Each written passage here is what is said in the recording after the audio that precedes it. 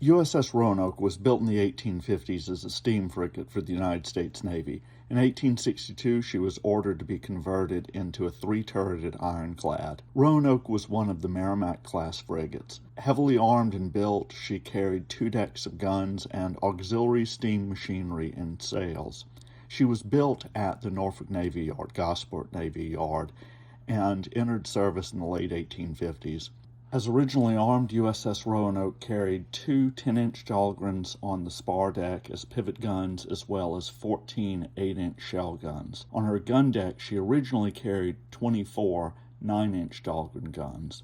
The 9-inch Dahlgren was designed by John Dahlgren in the 1850s to fire a 90-pound shot or a 72-pound explosive shell.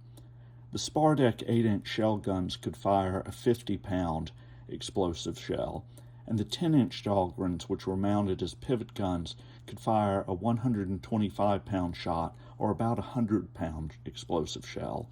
This model of USS Minnesota at the Hampton Roads Naval Museum shows what Roanoke and her sisters looked like. You could be forgiven for thinking she looked like just an overgrown version of USS Constitution. However, with her steam machinery, her shell-firing guns, and her far larger hull enabled by developments in shipbuilding, including use of iron strapping, Roanoke, Minnesota, Merrimack, Wabash, and Colorado were far more powerful ships. They may have been meant to embody the same combination of speed, firepower, and strength that had made USS Constitution and her sisters such feared warships. They were powerful, they were strong, but they were slow. Roanoke and her sisters could maybe reach 8.5 knots in a stretch. They couldn't maintain that. With sail, they could go faster, but they were slower than ships being built in other countries at the same time. There's no known photograph of USS Roanoke in her original configuration as a steam frigate. However, she was built right alongside USS Colorado, her sister ship at Gosport, and the 2 ships were apparently near identical to each other. USS Colorado is seen here, photographed after the Civil War. Roanoke saw service with the U.S. Navy's Home Squadron in the late 1850s. With the coming of Civil War in 1861, she was actually out of commission at New York. She was placed back into commission. She was given an additional 4 9-inch Dahlgrens on her gun deck, and was sent to enforce the blockade, initially off of Charleston, South Carolina, alongside other ships of the U.S. Navy such as USS Wabash, USS St. Lawrence, and USS Vandalia. This December 1861 illustration shows USS Roanoke, Vandalia, and their shared prize, a captured Confederate schooner. Fort Sumter guarding the mouth of Charleston Harbor can be seen in the background. With the coming of 1862, USS Roanoke was needed at Hampton Roads to counter a growing Confederate naval threat. Her erstwhile sister, USS Merrimack, which of course had been scuttled and burnt when the Gosport Navy Yard was evacuated in April of 1861, was under conversion to an ironclad, and the U.S. Navy started gathering a fleet at Hampton Roads to counter this emerging threat. Roanoke was part of a powerful squadron, including her sister ship USS Minnesota, the sailing frigates Congress and St. Lawrence, and the heavy sloop of war USS Cumberland. However, among all of these ships, only Minnesota had effective engines. Those of Roanoke were broken, in need of repair. For the coming battle, she would be little more than a sailing ship, meeting steam and iron. On the morning of March 8, 1862, Roanoke was anchored near Fort Monroe. Around 1 p.m., U.S. Navy lookouts spotted CSS Virginia emerging from the Elizabeth River near Sewell's Point. Roanoke quickly signaled the 2 steam tugs that had been assigned to her to take her under tow, and she slipped her anchor cables. As she was being towed toward the action, she grounded by the stern. The tugs were able to haul her bow around and pull her off, but by this point, Minnesota was hard aground, and Captain Marston ordered the 2 tugs to go render assistance to that ship. Virginia initially attacked Cumberland, ramming the heavily armed sloop of war and sending that gallant ship to the bottom. Cumberland's gunners kept up their fire even as their ship sank from beneath them. Virginia next turned her attention to USS Congress, eventually lighting Congress on fire with heated shot. It appeared that USS Minnesota would be next. However, Virginia retired, intending to resume the action the next day. When Virginia came out again, the little USS Monitor appeared from behind Minnesota, and Virginia and Monitor fought the first battle between ironclad ships. Roanoke was an observer to this fight. Roanoke's only direct contribution to the battle was to fire her 10-inch Dahlgren pivot guns at the Confederate batteries at Sewell's Point at extreme range. It's probably for the best that she grounded when she did. Had she been towed into action against CSS Virginia, nothing good would have happened. The Battle of Hampton Roads underlined the vulnerabilities and limitations of Roanoke in the present conflict, and many southern harbors were simply too shallow for big ships like Roanoke to operate in or near. All of this makes the subsequent conversion of USS Roanoke into an ironclad somewhat interesting. When the pressing need was for ironclads with as shallow a draft as possible, ideally under 10 feet, Roanoke was not converted to fight in southern harbors where she could not even float. Instead, Roanoke was converted to a triple-turreted ironclad because in 1862 it still appeared possible that a European power or Britain might be tempted to intervene in the conflict. In his report to Congress at the end of 1862, Navy Secretary Gideon Welles wrote that we might be prepared for extraordinary emergencies. It was deemed advisable to put armature on one of our steam frigates, and the Roanoke was selected for that purpose. Roanoke sailed to the New York Navy Yard where the first work of the conversion was done. There and at Novelty Iron Works, also of New York, the ship's structure was removed down to the level of the gun deck itself. 3 Erickson turrets, identical to those installed on the Passaic-class monitors, were fitted aboard Roanoke. Roanoke's plans survive in the National Archives, and you see a top-down view of her decks. The top panel shows her gun deck, the old gun deck, now the weather deck of the ironclad. The panel below shows the berth deck. Note the cabins running alongside each side of the ship aft. The panel below that shows the orlop deck, and below that the hold. The center section would be where the boilers and machinery are, presumably also the shell rooms and magazines. The rings in the picture look very much like the barbettes in 20th century battleship plans. To my understanding, that's not quite what we're looking at. I believe on each deck was a ring of iron and wood designed to support the heavy weight of the turret. The weight was transferred between decks by iron stanchions. Erickson turrets, as shown in this post-war illustration of U.S. Monitor Passaic, ordinarily rested upon the deck until they were ready to be turned, in which case they were lifted off the deck by the center spindle and then rotated. The weight of the turrets was transferred by the rings of iron stanchions down to the bottom of the hull. U.S. Navy Bureau of Ordnance records showed that the forward turret mounted a 15-inch Dahlgren and 150-pounder Parrott rifle, the center turret a 15-inch Dahlgren and 11-inch Dahlgren, and the rear turret an 11-inch Dahlgren and a 150-pounder Parrott rifle.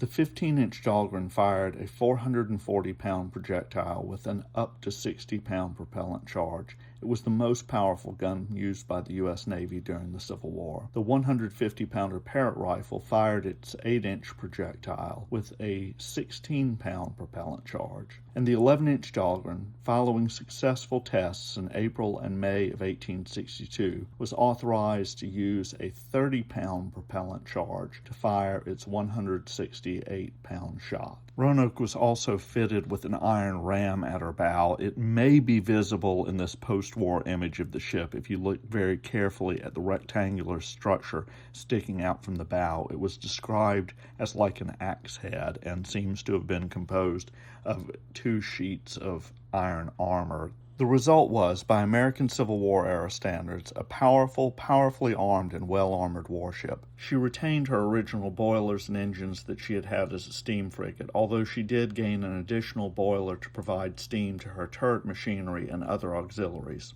On her maiden voyage from New York to Hampton Roads, she reached a speed of over 8 knots, and she was able to maintain about 7. All things considered, that wasn't too bad for having retained her original machinery and put her in the same range as many Civil War ironclads. Unfortunately, no deck views of Roanoke survive, although you can get a sense of what her forward turret would have looked like in this view of Passaic in 1863. The 15-inch Dahlgren on the left must be fired from within the turret, as it's too wide at the muzzle to be run out all the way. It necessitated the use of a smoke box inside the turret wrapped around the muzzle. The description of Roanoke's turrets in Scientific American seemed to indicate that she also had this sort of arrangement. On the right side is a 8-inch or 150-pounder Parrott rifle. You can see the smaller bore, the rifled bore of the Parrott. On top of the turret sits a pilot house. Roanoke had fixed pilot houses on her forward and middle turrets. The three turrets of Roanoke essentially gave her an armament equivalent to 3 monitors. USS Lehigh can be seen here on the James River. Roanoke was a powerful ship. Unfortunately, her maiden voyage put to rest the idea that she might be capable of fighting other ships on the high seas. Her captain on that voyage wrote that her rolling motion, however, is so great as to preclude the possibility of fighting her guns at sea, and I was obliged to screw them by bracing them with pieces of timber to prevent their fetching away in the rolling motion to which the ship is subjected in even the swell we encountered. She was, however, able to complete the voyage under her own power, not needing the assistance of the tug which accompanied her. She made the trip in about 48 hours, averaging 5 to 6 knots. Completed in June of 1863, Roanoke spent most of the rest of the war at Hampton Roads and in the surrounding area. Although she was not called upon to fight, she was an effective backstop. Had the Confederate Ironclad squadron in Richmond ever managed to sortie down the James River, say when other ironclads had been moved from the James, they would not make it past Roanoke. Roanoke was more than capable of taking on that entire squadron by herself. Her guns were exercised. Her initial firings actually damaged the carriages upon which they were mounted. Those were repaired.